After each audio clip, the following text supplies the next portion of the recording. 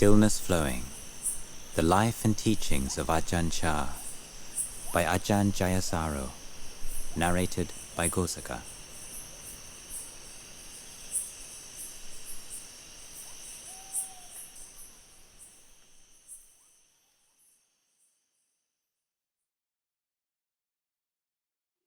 Chapter 4. A Life Inspiring. Luang Por, the Good Friend. People hold dear one who embodies virtue and insight, who is principled, who has realized the truth, and who does what ought to be done. Dhammapada verse 217. Part 1. Introduction. From 1954 onwards, Luang Por Chah's life was focused on his monastery, training the steadily growing number of monks, novices and nuns who were resident there, and teaching its lay supporters. By the late 1970s, he had become one of the most revered monks in Thailand. After travelling to England in 1977, however, Luang Por's health started to decline. In early 1983, paralysed and unable to express himself coherently, he stopped speaking. And in January 1992, after over 9 years of stillness and silence, Luang Por's life came to an end. The years when Luang Por was in his prime do not lend themselves to a chronological narrative, as there is relatively little external incident to relate.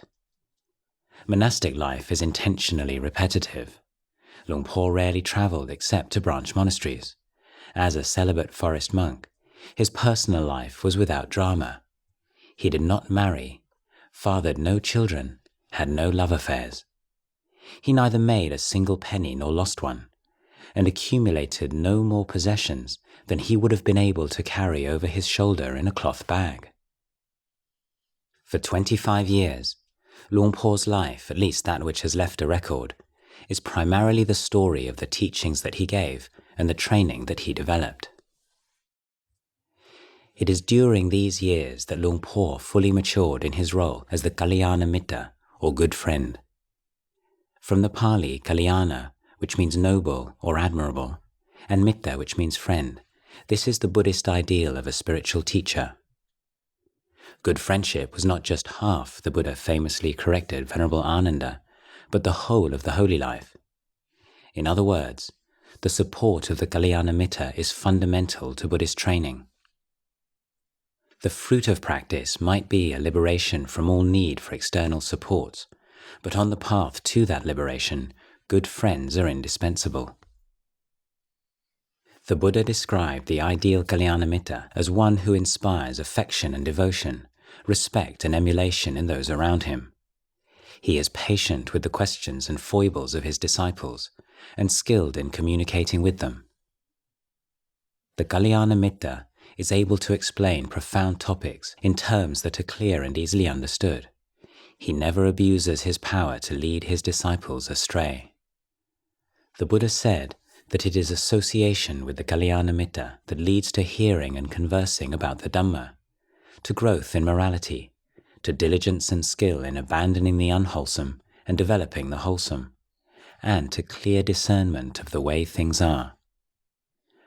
On the day of Luang Por's cremation, the great scholar Jalkun Pratepweti Piyapayutto was invited to give a discourse to the huge assembly of monastics and lay Buddhists gathered there.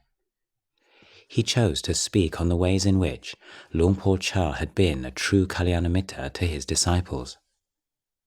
The following chapters of this book will examine in more detail the ways in which Luang Por fulfilled his role as a Kalyana Mitta. These will include chapters on exactly what and how he taught his monastic disciples, monks and Merchis, Thais and Westerners, and how he taught his lay disciples. This present chapter, however, will focus on Luang Por himself, how he was seen by others, and in particular, on the qualities that enabled him to fulfill the role of the Kalyana Mitta.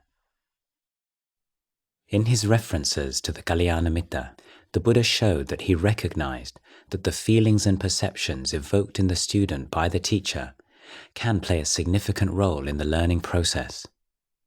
From observing his conduct, the student forms beliefs about the Kalyanamitta and develops trust and confidence in him.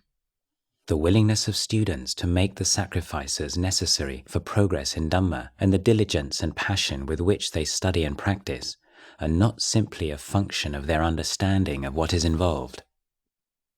They are rooted in their perception of the teacher, by the affection and respect they feel for him, and by the degree to which they take him as a role model.